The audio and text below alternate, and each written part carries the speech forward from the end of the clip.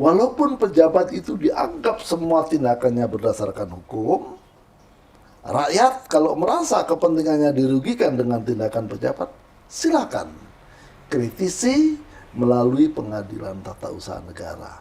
Ini adalah suatu mekanisme, mekanisme hidup di negara hukum. Selamat sore, kembali lagi di podcast Hukum ID. Sebagai warga negara yang patuh terhadap protokol kesehatan, saya menggunakan masker dan saya akan meminta izin kepada narasumber saya untuk membuka masker karena saya sehat ya, Prof. Monggo, silakan. Sebagai negara demokratis, Indonesia memiliki sistem ketatanegaraan yang membagi kekuasaan negara menjadi 3 lembaga, yaitu eksekutif, legislatif, dan yudikatif. Ketiga lembaga tersebut memiliki keterkaitan dan saling kontrol guna memenuhi prinsip check and balance. Peran yang dimiliki oleh yudisial adalah melalui lembaga pengadilan. Berkaitan dengan kekuasaan kehakiman, pasal 24 ayat 2 Undang-Undang Dasar 1945 adalah penyelenggaraan kekuasaan kehakiman. Penyelenggaraan kekuasaan kehakiman dilakukan oleh Mahkamah Agung dan badan peradilan yang berada di bawahnya. Salah satunya adalah Pengadilan Tata Usaha Negara. Untuk membahas hal-hal yang berkaitan dengan Pengadilan Tata Usaha Negara, narasumber saya hari ini adalah Profesor Dr. Supandi, Sarjana Hukum dan Magister Hukum. Beliau adalah Purna Ketua Muda Tata Usaha Negara. Selamat sore, Prof. Selamat sore. Sehat ya, Prof? Rizka, alhamdulillah sehat. Sudah tidak berkecimpung di tugas-tugas yang menumpuk lagi, Prof lebih seger ya? Ya, minta maaf saya buka masker ya. Silakan, Prof. Sama-sama tidak COVID ya, kita sudah swab ya. Demi kehati-hatian, sebaiknya kita tetap menggunakan masker. Tapi karena ini mau bicara, mohon izin kita buka maskernya. Oke, terima kasih saudara Rizka Haryanja. Memang betul saya sudah terbebas dari tugas-tugas formal di Mahkamah Agung di lingkungan Peradilan Tata Usaha Negara. Tapi jangan lupa, ternyata saya juga ditunggu untuk pengabdian yang lebih luas di masyarakat.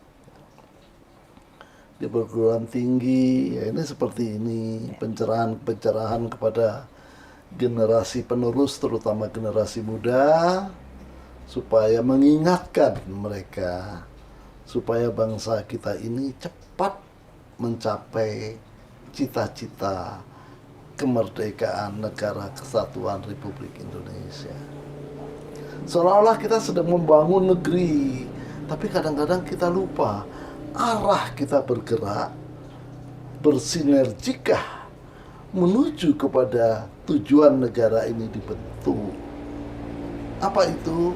Ingat alinea keempat pembukaan Undang-Undang Dasar 1945.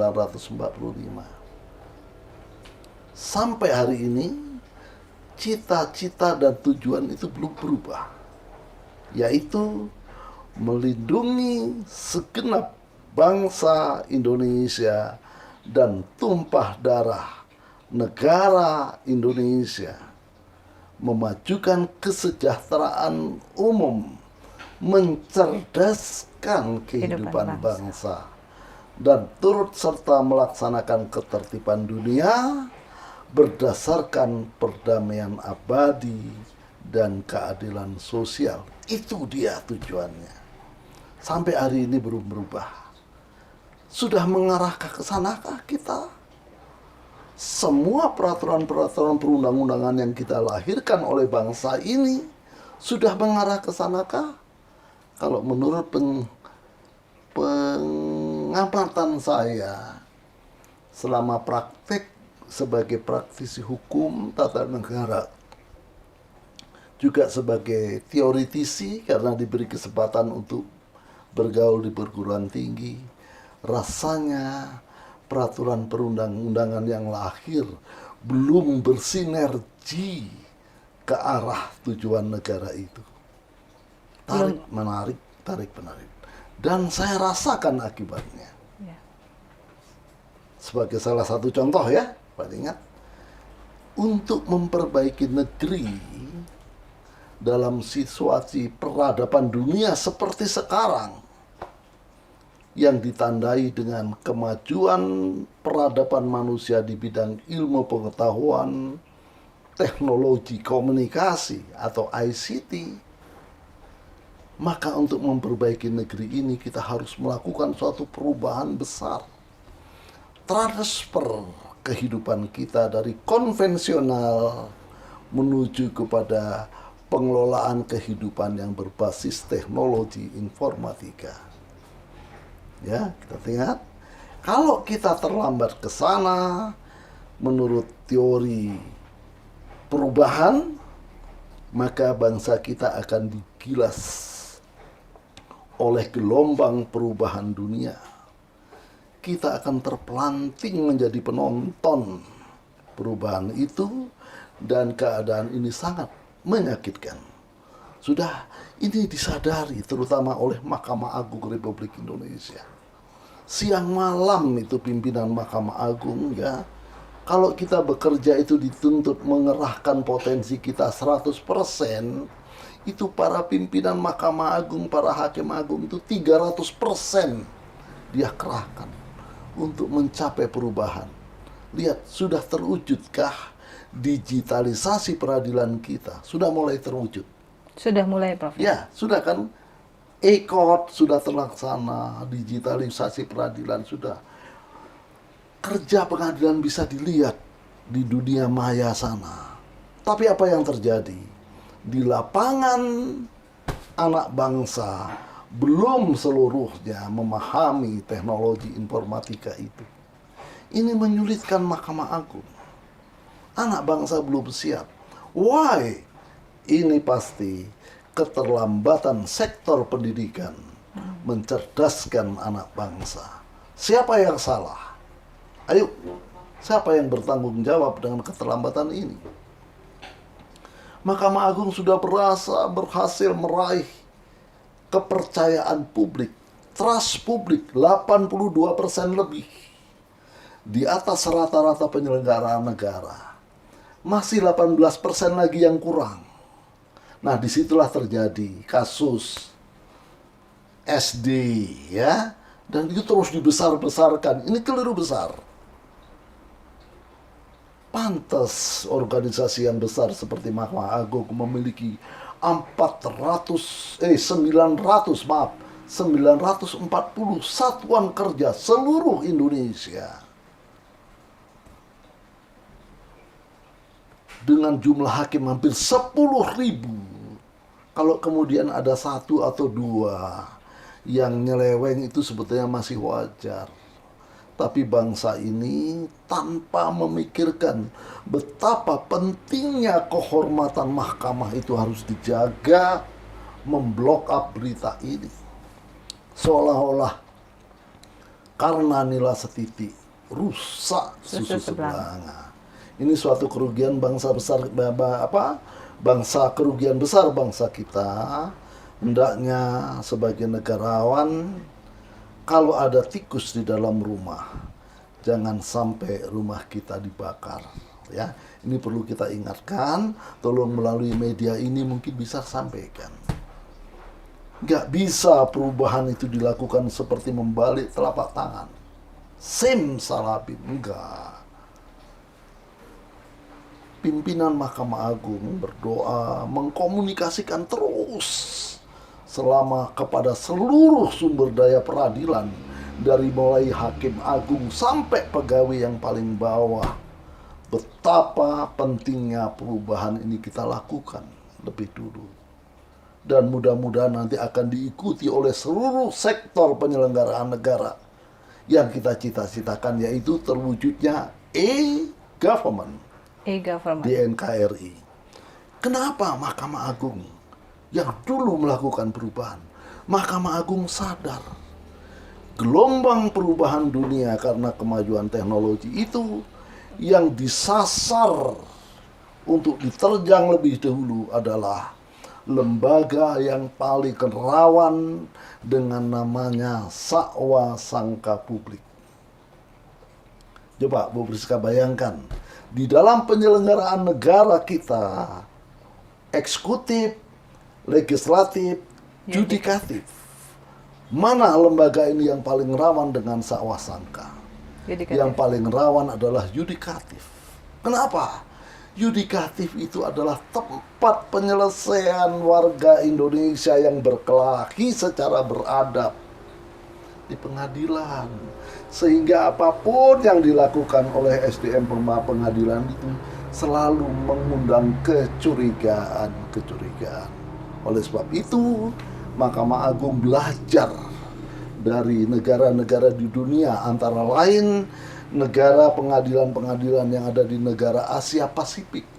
Mereka mengatakan, kalau suatu negara menghendaki suatu pengadilan yang excellent, hanya satu jawabnya, wujudkan digitalisasi di peradilan itu.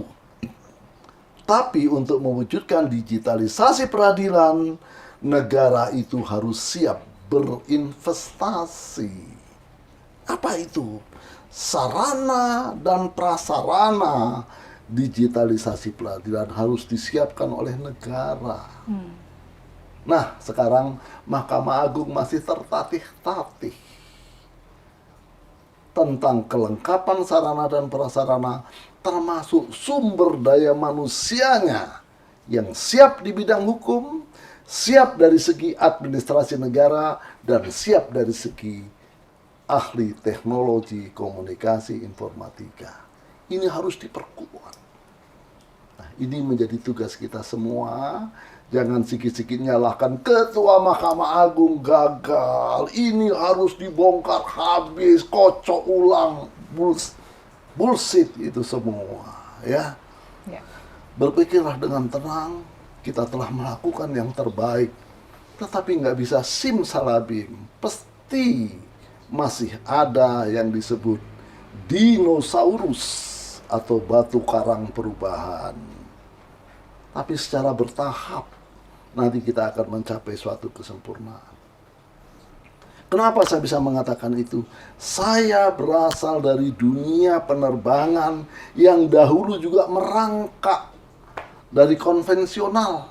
Dulu masa saya baru tugas, pesawat terbang mendarat itu lampu landasannya itu masih dari obor. Setiap pesawat akan mendarat, dia berputar di atas, kita di bawah hidupin obor sepanjang landasan. Kemudian pesawat mulai turun. Pesawatnya ketika itu masih Dakota, ya, baling-baling. Tahap demi tahap, lama-lama ada runway light, pendaratan sudah dengan instrumen landing system. Jarak antara pesawat dengan sasarannya itu ada namanya DME, Distance Measuring Equipment, ada radar, ya. Dan makin maju dunia penerbangan kita sekarang. Sehingga para pengguna jasa penerbangan nikmat, terbangnya bisa tinggi, tidak dihantam-hantam oleh awan. Dulu masih baling-baling itu keluar masuk awan-awan itu. Sekarang kita melambung tinggi dan kecepatannya luar biasa. Tapi itu adalah proses. Begitu juga di dunia peradilan kita, ya, harus sabar, tapi negara harus konsisten. Dukung transformasi Mahkamah Agung dari peradilan konvensional menjadi peradilan yang modern berbasis teknologi informatika. Dan harus diikuti oleh penyelenggaraan lain-lain lintas sektoral sehingga di NKRI ini terwujud government. Pasti carut marut penyelenggaraan negara itu secara singkat dapat teratasi. Yang tidak profesional harus profesional. Yang tidak transparan harus transparan. Yang kerjanya tidak terukur, orang Tanjung Balai bilang kojo nggak kojo Rp1.000, ya, itu kerjanya harus terukur. Yang alon-alon waton kelakon lambat-lambat sekarang harus efektif dan efisien. Profesionalisme, transparansi, akuntabel, efektif dan efisien. Dan kerjanya semua harus didukung dengan teknologi informasi komunikasi, ICT. Tapi untuk ke sana, pendidikan anak bangsa harus cukup tinggi. Kalau tidak, kita jeblos di landasan, kita tidak bisa take off. Ini tanggung jawab kita sebagai bangsa. Sekian dulu ya, lanjutkan. Ya, Prof. Prof, Hukum ID adalah media massa yang fokus untuk edukatif, terutama di bidang hukum. Dan para penonton kami lebih banyak ke mahasiswa dan advokat-advokat muda. Izinkan saya untuk bertanya tentang kisah Prof. Yang kalau saya punya buku Prof, tapi yang lain kan nggak punya buku Prof. Dari anak Deli, bocah kebun dari tanah Deli menjadi di posisi yang sekarang ini. Iya, waduh, ini sebetulnya menceritakan berat ya. Pertama, untuk lahirnya buku itu. Saya tadinya tidak punya niat untuk menuliskan ini ke dalam buku. Saya khawatir dikira ini pamer. Saya paling alergi kali, paling nggak suka yang namanya pamer, nggak suka. Memang tabiat hakim yang sudah berkerak seperti saya ini, salah satu wataknya adalah silent. Berpantang bagi dia itu pamer, terima penghargaan, piagam penghargaan itu pantang. Makanya korps hakim sebetulnya pantang menerima penghargaan-penghargaan di seluruh dunia. Ya, di seluruh dunia. Jadi saya untuk menuliskan ini tapi ada rekan saya, Irawan Santoso, kebetulan satu alma mater saya dari Fakultas Hukum USU. Pak Sopandi, ini penting. Kenapa? Banyak mutiara-mutiara kehidupan di perjalanan hidup Anda sebagai anak kebon yang perlu diketahui oleh generasi-generasi baru kita sekarang. Apa itu? Saya bilang, loh, sampean nggak ngerasa? Enggak lah, itu semangat menghormati orang tua, menghormati guru, menghormati pemimpin. Kemudian semangat pantang menyerah. Ya, pantang menyerah. Kemudian setia kawan misalnya kan. Itu memang pembawaan saya, bukan karena saya orang baik, pembawaan. Kemudian ingin melakukan yang terbaik dimanapun posisi kita berada. Kemudian jalan pintas, enggak mau saya jalan pintas. Ya alamiah lah ya. Kita mau maju ya kita harus gantungkan cita-citamu setinggi langit. Kemudian memohon kepada sang pemilik kehidupan, mudah-mudahan dikabulkan. Terus ikuti dengan usaha yang memenuhi syarat sebagai manusia, tidak berlaku cengeng. Dengan cara minta doa restu sama ayah ibu, dengan sanak saudara, menghormat kepada guru, dan menghormat kepada pemimpin. Tuh ya, akhirnya dengan penuh pertimbangan akhirnya tulislah. Saya bilang ya oke, saya kasih pointer, tapi tolong dikemas dengan bahasa yang santun, dengan segala kerendahan hati. Mudah-mudahan mutiara-mutiara kehidupan yang saya jalani itu berguna bagi adik-adik kita generasi yang akan datang. Apalagi ini wawancara ini, media ini, konsumennya adalah para mahasiswa, adik-adik kita, pengacara-pengacara muda, para praktisi hukum, ya, pokoknya generasi bangsa Indonesia lintas kelompok apapun yang ingin bercita-cita negara ini menjadi negara yang benar-benar melindungi warga negaranya tanpa tumpah darahnya dan mewujudkan cita-cita kemerdekaan yang dicita-citakan oleh pahlawan pendahulu kita, dengan darah, keringat dan air mata serta mengorbankan jiwa dan raganya. Kita harus bertanggung jawab mewujudkan itu. Nah, akhirnya terbitlah buku itu. Tapi tolong Mbak Rizka sampaikan pesan kepada publik, bukan untuk pamer, ya. Itu jadi monumen, mana tahu nanti saya dipanggil kembali oleh sang pemilik kehidupan, itulah sebagai suatu Sumbangsi. suatu dokumentasi yang terus bisa dibaca oleh generasi seterusnya. Nah, terus apalagi tadi ada ditanya saya Motivasi dari seorang bocah kebun bocah dari kebun, Delhi ya. menjadi, Kalau ditanya kepada logika, maka jawabannya adalah sesungguhnya kalau secara logika saya itu tidak bisa untuk menempuh pendidikan tinggi. Karena orang tua bekerja di perkebunan gajinya sangat kecil. Tempat tinggal saya dengan pusat pendidikan, kota Medan misalnya, jaraknya lebih kurang 30 km. Kalau bagi anak SD, anak SMP harus ditempuh ke sana, pulang pergi ke rumahnya, rasanya nggak mungkin. Terlalu kecil anak itu. Kemudian satu-satunya adalah kita harus indekos di kota, meninggalkan orang tua dan tidak bisa membantu kerjaan orang tua di rumah. Nah, indekos, jangankan bayar indekos, bayar uang sekolah dan beli buku sudah bisa aja, sudah syukur. Jadi banyak teman-teman saya dulu hands up, angkat tangan. Lebih baik tidak melanjutkan sekolah dan membantu orang tua mencangkul di ladang, membantu pekerjaannya. Tapi saya kebetulan, yaitu barangkali jalan Tuhan ya, dan doa orang tua juga, saya ingin melanjutkan dari SR, dulu masih bukan SD, SR. SR ya. Saya akan melanjutkan ke SMP. Tapi bagaimana caranya? Nggak punya uang. Nah, Tuhan mengirim seorang anak bangsa, saya masih ingat namanya, Pak Raden Sunario, seorang kepala sekolah. Bapak Misdi. Kemudian ada satu lagi.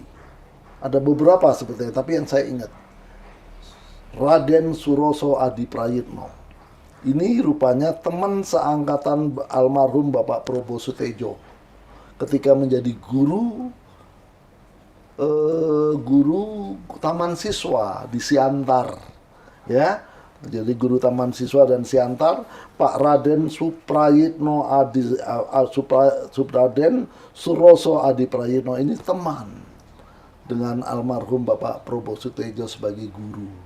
Tapi nasib lain ya, Pak Prabowo menjadi orang ya konglomerat, Pak Adi Prayitno itu mampir ke kampung halaman saya. Menjadi guru. Ya, melihat kondisi kami, ini anak kita perlu membuat sekolah SMP, maka dibuatlah gotong royong SMP, PAB namanya, dengan dukungan PTPN 2 memberikan bahan-bahan untuk didirikan.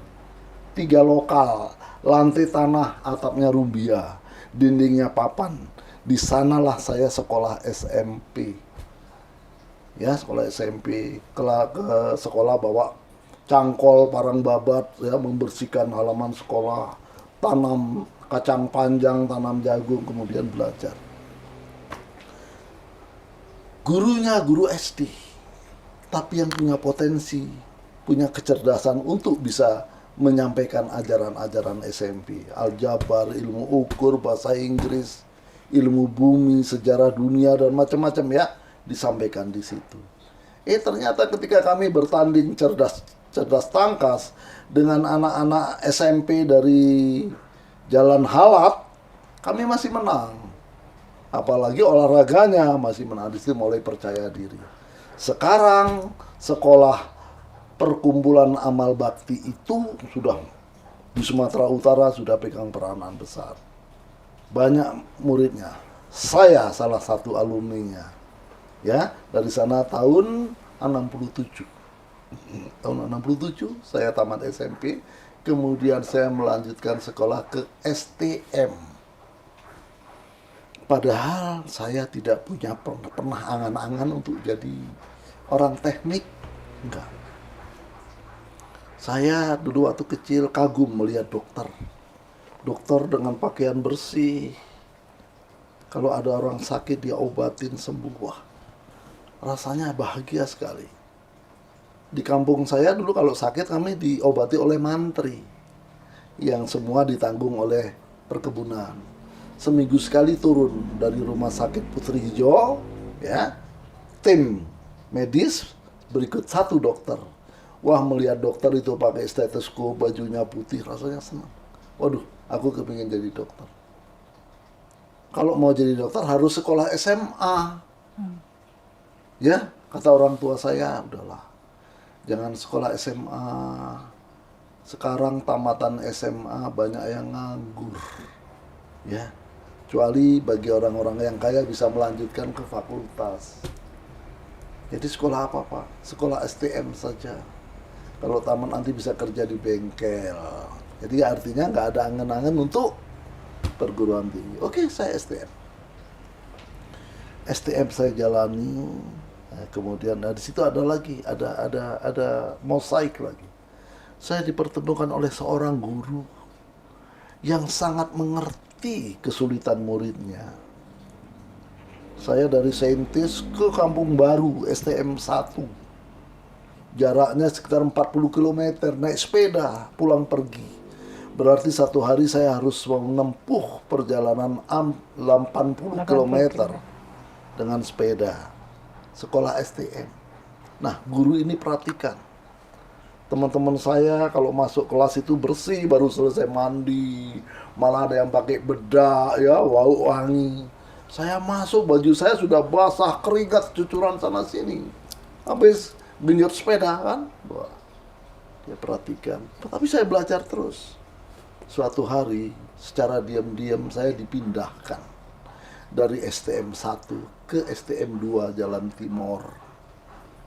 Lebih dekat, Prof. Nah, STM 2 Jalan Timur itu dari rumah saya itu jaraknya ya sekitar 15 km. Dibandingkan dengan ke Kampung Baru, ya kan? Katanya, Pak, kok saya dipindah di sini kan STM Kampung Baru itu STM yang paling baik di Medan. Nggak penting itu. Yang penting kamu mau belajar atau enggak. Terus, udah belajar di sini, saya awasi kamu. Saya belajar di situ, STM 2. Tamat saya di situ. Nah, tamat. Nanti cerita lagi, namanya Pak Mahmudin. Mahmudin, ada ceritanya, baru saya ketemu. Ya, 2 bulan yang lalu saya baru ketemu. Di mana, Prof? Di sana, Bintaro. Oh, sudah di Jakarta dia? Ya, berkat teknologi juga. Jadi, sudah, saya tamat STM. Satu saya masih kepingin belajar lagi, tapi yang nggak dibiayai orang tua. Apa itu? AMN waktu itu, Akabri. Tes saya Akabri, tes. Sudah hampir tamat, di komisi tes tak gugur saya. Wah, ketika itu seperti gelap dunia ini, gelap. Tapi ketika tes di Akabri itu, rupanya saya telah digembleng lahir batin. Tuhan menunjukkan suatu lagi, ada pengumuman di stasiun bus penerimaan Taruna Akademi Penerbangan di Curug. Tes tanggal sekian, saya daftar. Tes, masuk saya di situ. Dengan tidak susah payah. Karena apa? Mungkin berkat pengalaman tes di Akabri ya, lulus masuk. Jadilah saya Taruna Akademi Penerbangan dengan jurusan yang saya nggak paham. Namanya Communication Officer. Itu artinya tenaga-tenaga terlatih yang membimbing komunikasi penerbangan. Dimasuk saya pendidikan, semua dibiayai negara. Dari A sampai Z, sampai cuci pakaian, sampai uang saku, sampai odol, semua. Nah, di situ saya langsung ranking saya. Orang selama ini belajar dengan memeras keringat dulu, sekarang ini semua tinggal tidur, makan, belajar, olahraga. Nggak mikirkan biaya. Nah itu kebesaran Tuhan, saya lulus dari sana. Lulus langsung ditempatkan di Polonia sebagai tenaga bantuan keselamatan penerbangan. Bukan penerbang ya, bukan penerbang. Terus itu tadi saya ceritakan, di samping sebagai tenaga komunikasi penerbangan, saya sudah mulai kumpul-kumpul uang, baik dengan bertani, ya nanam jagung, nanam singkong, saya bisa kuliah di Fakultas Hukum. USU. Loh, kok Fakultas Hukum? Iya, karena yang bisa diterima cuma Fakultas Hukum, yang lain enggak. Di teknik saya harus belajar pagi sore. Ya kan? Padahal saya harusnya bekerja. Di ekonomi juga begitu. Di Fakultas Hukum, ada Fakultas Hukum sore. Saya daftar. Nah, saya diprotes sama dekannya. Ini STM nggak mungkin masuk Fakultas Hukum. Waktu itu siapa Pak dekan? Ya? Waktu itu siapa? Amru Daulay. Nah. Loh Pak, tapi pengumumannya SLA sederajat. STM kan SLA, saya bilang. Oh ya, kalau begitu, udah. 1 semester. Kalau nanti ternyata tidak banyak yang tidak lulus, angkanya kamu DO. Saya bilang, siap. Saya bilang, siap. 1 semester, ujian semester. Ternyata saya lulus bersih. Lulus semua, lanjut. Itulah riwayatnya, lanjut. Terus. Di samping itu saya diajar terbang sama teman-teman saya yang kapten pilot. Karena ada kapten pilot yang kuliah juga di Fakultas Hukum. Ada yang kapten pilot jadi atasan saya di kantor di pelabuhan udara. Saya latih diajar terbang. Saya bisa menerbangkan pesawat mesin 1 PPL ya. Minta izin ke Kakanwil untuk meninggalkan kantor mengambil ujian negara, tidak disetujui. Ya, yang saya ceritakan tadi, tapi saya tidak melawan atasan. Saya menganggap ini mungkin jalan Tuhan. Saya jalanin saja. Ya, saya jalani saja. Mudah-mudahan ada hikmahnya. Ini yang perlu ditiru oleh adik-adik kita. Jangan terlalu cepat melawan atasan kalau seolah-olah ada penghadangan. Ya mungkin. Yang penting kita menjalani tugas dan pekerjaan itu dengan baik. Mungkin ini jalan Tuhan. Ya, itulah. Di perjalanan saya terkenang sama guru saya tadi, Pak Mahmudin. Begitu saya pulang ke Medan, saya cari Pak Mahmudin mana? Nggak ada. Yang ada istrinya telah meninggal dunia. Guru SD di sana, di kebun sayur, di Polonia itu udah meninggal dunia. Pak Mahmudin dan anak-anaknya tidak tahu. Ya, sejak saya tamat di penerbangan, kemudian terakhir kemarin bulan Januari 2022 melalui WA Group alumni STM Negeri 2 itu tadi, saya tanya siapa yang tahu keberadaan Pak Mahmudin. Nyeletuklah 1 orang. Pak Mahmudin masih sehat, hidup, ada di Bintaro bersama anaknya. Nomor teleponnya sekian, saya telepon dari Padang. Sahabat itu tugas dari Padang kan, akan pulang ke Jakarta, tak telepon. Nyambung sama beliau video call. Waduh, jatuh air mata saya. Sampai Cengkareng, saya tidak pulang ke rumah, saya langsung ke kediamannya di Cengkareng. Itulah riwayat pertemuan saya Pak Mahmudin sampai hari ini. Sampai hari ini saya terus komunikasi. Nah itu ceritanya. Terus kemudian saya di dunia penerbangan karena seperti ada skenario Tuhan ya. Saya jadi pilot nggak disetujui, kemudian minta penyesuaian pangkat berdasarkan ijazah sarjana hukum juga tidak disetujui karena alasan tidak ada formasi. Akhirnya ada penerimaan calon hakim pengadilan. Tahun 1983 saya mendaftar menjadi calon hakim 2 tahun di Pengadilan Negeri Medan, kemudian ditempatkan sebagai hakim di Pengadilan Negeri Sabang, ujung barat wilayah Negara Kesatuan Republik Indonesia. Saya bawa istri dan anak-anak. Bismillahirrahmanirrahim, berangkat melaksanakan tugas. Gelombang laut setinggi-tinggi rumah ini, ya, gelombang itu melintas di perut kapal. Anak-anak saya basah kuyup bersama saya juga. Kita jalani, ya. Alhamdulillah sampai di seberang sana telah menunggulah senior saya Profesor Hatta Ali. Ya, ketika itu beliau masih jadi hakim di sana. Setahun lebih dulu dari saya. Memang beliau menunggu teman itu. Kebetulan saya datang. Wah, bertemanlah saya di sana dengan beliau. Beliau sebagai senior saya sebagai juniornya. Mengabdi di Pulau Wai itu selama 5 tahun. Setelah 5 tahun, saya dimutasikan ke Kuala Simpang.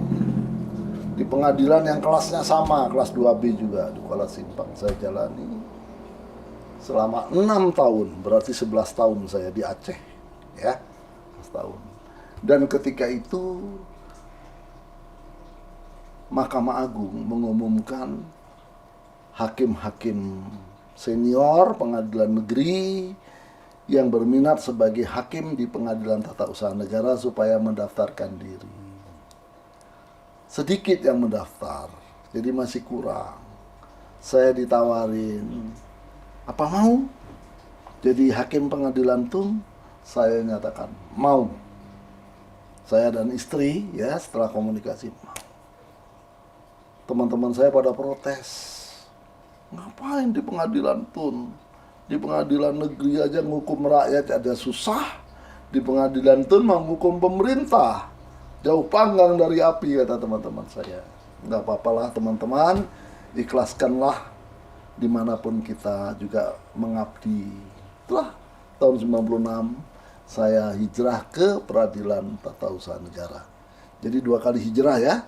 Dari penerbangan, saya hijrah pertama ke Pengadilan Negeri, kemudian di Pengadilan Negeri hijrah kedua di Pengadilan Tata Usaha Negara. Nah, di Pengadilan Tata Usaha saya ditempatkan di Medan sebagai hakim biasa. Ini jalan Tuhan lagi. Saya ketemu sama teman-teman saya sama kuliah dulu. Beliau jadi Contohnya dosen. siapa aja? Hah? Siapa aja, Prof? Alumni Ya, USU?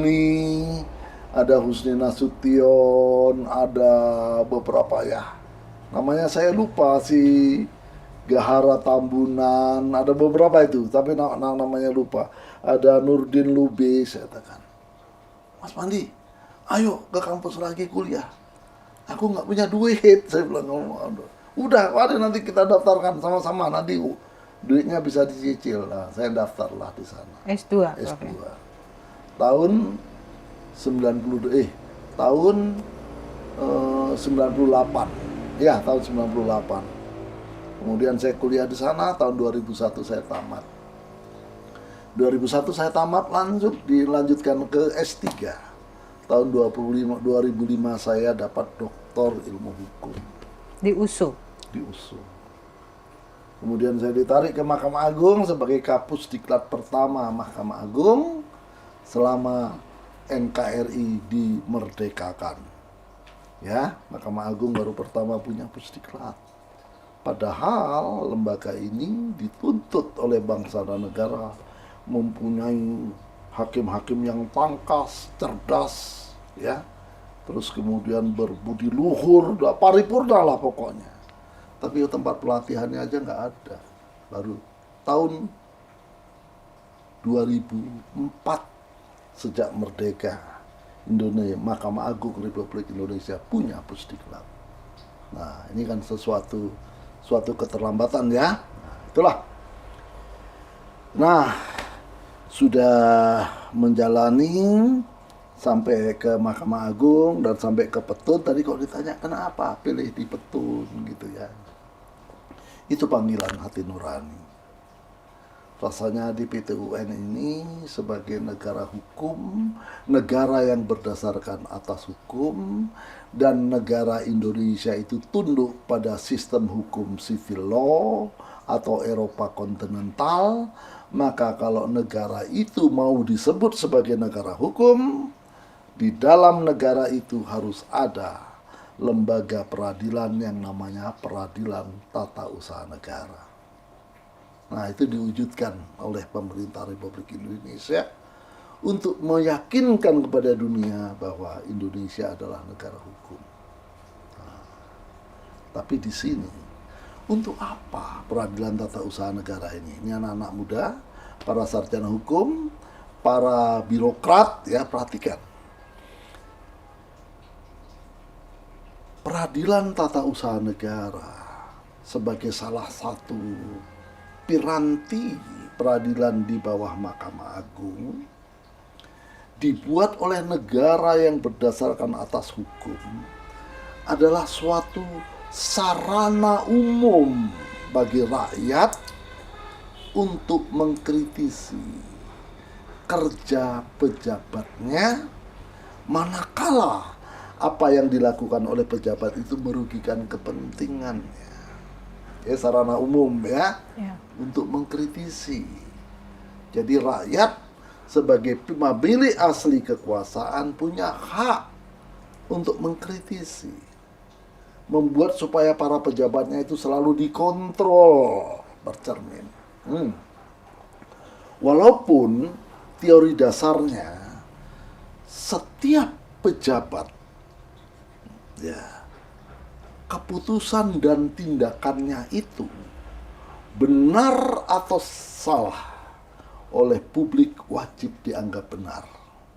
Asasnya namanya asas praduga Tak bersalah. keabsahan keputusan dan tindakan pejabat, atau asas presumptio justica usa, yaitu asasnya.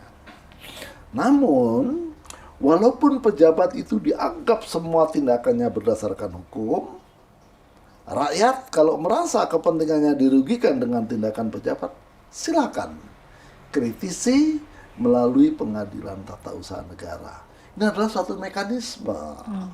Mekanisme hidup di negara hukum. Jadi pejabat itu tidak boleh, awas kamu gugat saya, nasibmu di tangan saya. Itu nggak boleh ya. Harus legowo. Supaya pejabat itu, itulah wadah untuk bercermin para pejabat. Apakah tindakannya itu telah benar-benar berdasar hukum? Karena banyak yang katanya berdasar hukum, ternyata tidak berdasar hukum. Nah, kontrolnya di pengadilan tata usaha negara. Nah, dengan segala pengecualian ya, di sana ada sidang namanya dismissal proses, ada sidang persiapan, kemudian ada lembaga penangguhan, ada sidang terbuka untuk umum. Ini kalau diceritakan panjang sekali ya. Kesimpulannya,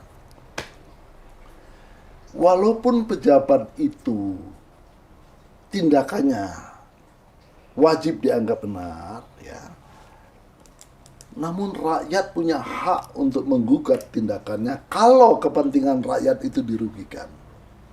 Nah, dan keputusan pejabat yang ini segera dilaksanakan tadi itu, presumptio justica usa, kalau dihentikan oleh pengadilan, maka sang pejabat wajib berhenti. Jangan ngeyel, itu jalan terus, nanti terjadi kesalahkaprahan. Kemudian kalau sudah diputuskan oleh pengadilan dan berkekuatan hukum tetap, sang pejabat senang atau tidak senang, wajib melaksanakan keputusan itu. Ya, makanya di pengadilan pun tidak ada namanya lembaga eksekusi. Karena apa? Kalau sudah diputus dan berkekuatan hukum tetap oleh hakim, apakah hakim tingkat pertama, apa hakim banding atau hakim kasasi, apalagi sampai tingkat PK, sang pejabat sami'na wa ata'na, laksanakan walaupun bertentangan dengan kepentingannya sendiri. Kalau tidak dilaksanakan, apa dari segi filsafat hukum? Anda perhatikan ini, anak-anak muda ya, filosofinya pejabat dalam suatu negara yang berdasarkan atas hukum adalah personifikasi organ negara yang berdasarkan atas hukum. Wujud manusia dari organ negara yang berdasarkan atas hukum. Tingkah lakunya dan tindakannya harus berdasarkan hukum. Tidak boleh tidak berdasarkan hukum. Ya kan? Nah, putusan pengadilan yang berkekuatan tetap adalah hukum dalam kasus konkret. Senang tidak atau tidak senang, sang pejabat wajib melaksanakan itu. Kalau sang pejabat tidak mau melaksanakan ini, maka sesungguhnya sang pejabat itu sedang melawan perintah jabatannya. Kalau sang pejabat melawan perintah jabatannya, maka secara yuridis dia kehilangan legitimasi dalam jabatan itu. Apa akibatnya? Dia tidak pantas duduk di jabatan itu. Artinya, dia harus dilengsarkan dari jabatannya. Non-job. Ini obat yang mujarab sebetulnya. Jus constituendum yang kita cita-citakan untuk diwujudkan. Dari beberapa disertasi termasuk disertasi saya. Tapi sampai sekarang belum menjadi jus constitutum. Kenapa? Ya kita tanya kepada rekan-rekan kita di DPR dan pemerintah. Karena ini obat mujarab. Kalau ada pejabat tidak melaksanakan putusan pengadilan berkekuatan tetap berakibat lengser dari jabatan, saya yakin, hakul yakin, tidak ada lagi pejabat yang tidak melaksanakan putusan pengadilan. Itu ya. Ini penting dianukan. Karena ini tidak dilaksanakan, akibatnya adalah muncul duang sob, ditegur bertingkat-tingkat sampai ke presiden. Toh tidak dilaksanakan juga. Bak pepatah, anjing menggonggong, kafilah berlalu. Yang disalahkan pengadilan. Berperkara di pengadilan, ibarat macan ompong. Menang di atas kertas, tapi putusannya tidak dapat dilaksanakan. Kita balik. Siapa yang salah? Pengadilannya tidak salah. Hukumnya tidak salah. Yang salah, kualitas kepatuhan hukum dan kesadaran patuh hukum pejabat kita yang masih sangat mengkhawatirkan, masih sangat merisaukan kita semua. Saya pernah penelitian ke luar negeri, saya menjadi tamunya Presiden Conseil d'État di Prancis. Wah, sangat dihormati di sana. Conseil d'État itu kalau di negeri kita namanya Dewan Pertimbangan Agung. Dalam dialog, tanpa membuka kondisi negara kita, saya tutup-tutupi, saya tanya dalam dialog. Yang mulia, di negara ini kalau ada pejabat yang tidak melaksanakan putusan pengadilan, apa akibatnya? Saya tanya begitu. Bengong dia. Bengong. Apa? Saya kurang ngerti maksud pertanyaannya.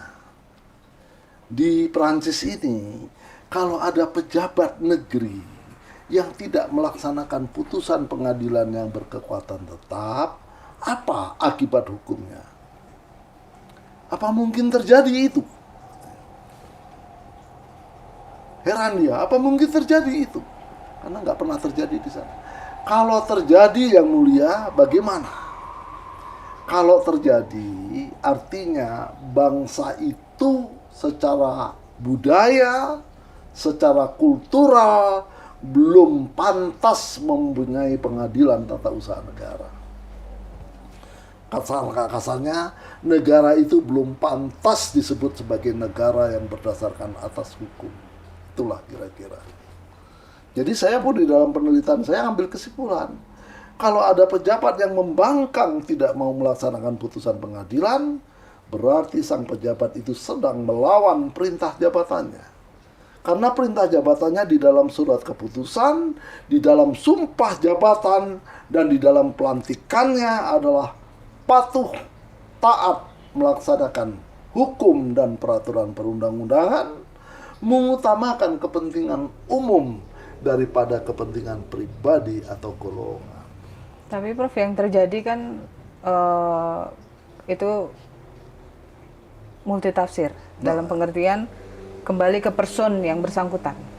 Misalnya seorang pejabat itu dia sudah diputus bersalah oleh Tun, tapi dia nggak ada job seperti yang Prof bilang tadi, non job. Tapi dia masih menerima gaji, salary atau itu dari negara. Itu kan ambivalen. Jadi ngapain ngabis-ngabisin uang negara Dan apakah tidak ada sanksi atau sanksi yang real bahwa nih kalau nggak mau taat-taat juga nih di penjara, atau dari Tun merekomendasikan untuk disita asetnya atau apa gitu. Itu gimana, Prof? Bukan itu jawabannya. Ya. Sekarang kenyataan kita bertahun-tahun pejabat-pejabat kita tanda petik ada yang anjing menggonggong kafilah berlalu. Nah, sekarang bangsa kita ini sudah mulai masuk ke digitalisasi pemerintahan, e-government. Mahkamah Agung sudah mulai, ya. Kementerian Dalam Negeri, lihat itu, Dirjen Dukcapil, ya, saya acungin jempol itu dirjennya, adik saya itu, adik angkatan saya, Profesor Judan Fahrullah, ya, itu anak muda luar biasa. Anda kehilangan KTP, iya. Apakah Anda harus pulang ke kampung halaman Anda? Minta surat pengantar kepala lingkungan, kepala desa, camat, dan seterusnya? Tidak perlu. Jadi gimana? Nomor KTP Anda diverifikasi di tempat di mana KTP Anda hilang.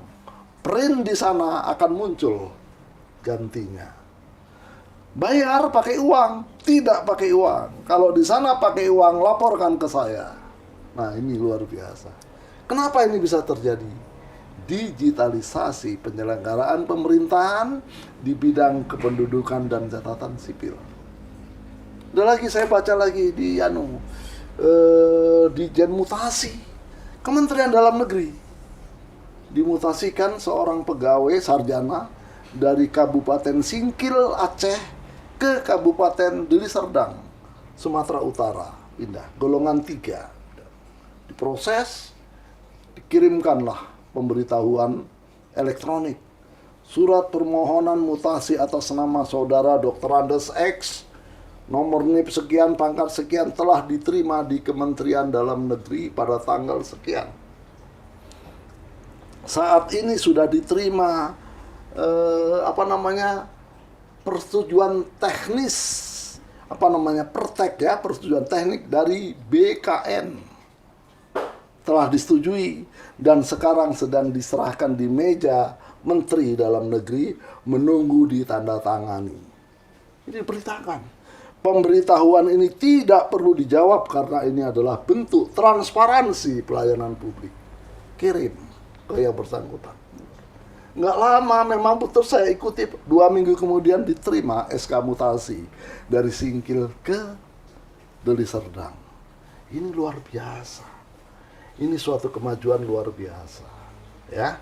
Nah, begitu juga Mahkamah Agung memutus perkara, putus, kabul atau tolak, langsung umumkan, one day publish, diumumkan di dunia maya. Rakyat nggak usah perlu datang ke Mahkamah Agung, nggak perlu datang minta tolong Pak, gimana perkara saya nomor, nggak perlu, lihat aja di internet aja. Jadi mana misalnya di Merauke, di Kupang, lihat di internet, lihat, dia tahu. Nah, sayangnya rakyat di sana belum ngerti yang seperti ini. Dan Pikirannya di merangkak-rangkak juga sampai ke Jakarta lewat calo-calo penjual informasi bohong, apalagi penjual informasi itu yang ngerti IT. Terjadilah kasus SD itu. Jadi malapetaka terhadap Mahkamah Agung. Nangis. Kami para pejuang pembaharuan di Mahkamah Agung itu nangis melihat ini. Kok bangsaku ini mudah kali terbelit pepatah nenek moyang, karena nila setitik rusak susu sebelah. Dan cara memperbaikinya emosional. Wah, kocok ulang. Sudah gagal Mahkamah Agung. Apanya yang gagal? Baru segelintir orang. Kena lagi tuh pepatah. Karena ada tikus di rumah, justru rumahnya yang dibakar. Banyak proses-proses hukum kita pasca reformasi seolah-olah diperbaiki padahal sesungguhnya malah hancur kita. Termasuk bagaimana tata cara memilih seorang hakim menjadi hakim agung. Dengan cara sekarang dilakukan itu, ya, di eleksi, di KY, kemudian buka macam dicaci maki di DPR. Hakim yang baik justru tidak sudi menjadi hakim agung. Itu saya katakan. Kenapa? Lebih baik aku tidak menjadi hakim agung daripada harga diriku dihancurkan di forum itu. Makanya yang terpilih ya silakanlah. Itu kemauan kalian. Kalau dulu hakim agung sejak dia bekerja di bawah seperti saya dulu, para hakim agung yang berwibawa di Mahkamah Agung, para tuada itu bisa melihat ini pantas jadi hakim agung, ini enggak. Dari mana? Dari nalar dia membuat putusan itu. Dari besar mengerucut menjadi titik keputusan yang arif dan bijaksana. Ini pantas jadi hakim agung. Nah, Ketua Mahkamah Agung menyodorkan kepada Presiden Republik Indonesia, ditunjuklah dia menjadi hakim agung. Itu dulu. Nah, pasca reformasi berubah. Walaupun Mahkamah Agung mengatakan si A pantas jadi hakim agung, si B pantas jadi hakim agung. Tapi kalau KY dan DPR mengatakan tidak, maka yang hakim baik itu tidak akan menjadi hakim agung. Ini yang terjadi. Ini yang ditangisi oleh anak bangsa, ditangisi oleh generasi-generasi hakim yang baik. Ya, makanya ini adik-adik para sarjana hukum, para advokat-advokat muda, bercermin kalian dengan apa yang saya rasakan sekarang. Alhamdulillah saya selamat, ya, selamat, tidak terjebak, tidak diterjang oleh kenistaan yang dialami oleh teman-teman saya yang kurang beruntung. Saya 17 September 2022 genap 70 tahun dan saya dipurnabaktikan alhamdulillah ya tanpa cacat ya. Mudah-mudahan teman-teman saya semua seperjuangan juga menikmati kebahagiaan seperti ini. Dan syukur alhamdulillah saya masih berguna seperti yang saudara tanyakan kepada saya sampaikan kepada anak bangsa ke seluruh negeri. Ya, jangan kira kita ada problem bangsa. Selesaikan secara arif dan bijaksana. Kepala boleh panas, tapi hati tetap dingin. Jangan gelap mata. Karena ada tikus di rumah, justru rumahnya kita bakar. Itu tata cara merekrut hakim. Itu dulu sudah ada. Ya, tapi karena hakim ini adalah korps yang pantang untuk pers rilis pantang. Boleh. Sudah mutus perkara, kita pers rilis. Enggak boleh. Itu makanya perlu juru bicara Mahkamah Agung atau Humas. Tapi dulu saya memutus perkara sepenting apapun perkara itu. Kalau wartawan tanya kepada saya, maaf, saya tidak bisa mengutarakan ini. Karena bertentangan dengan kode etik dan profesi hakim. Silakan tanya kepada juru bicara. Itu ya, bukan karena kita sombong, enggak. Tapi karena kita diam saja dianggap kita dicaci maki orang, dianggap kita benarkan.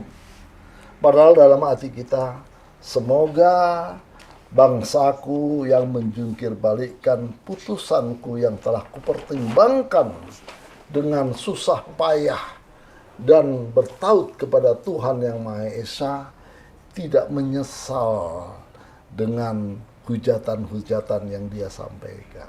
Hanya itu sebetulnya ya. Nah,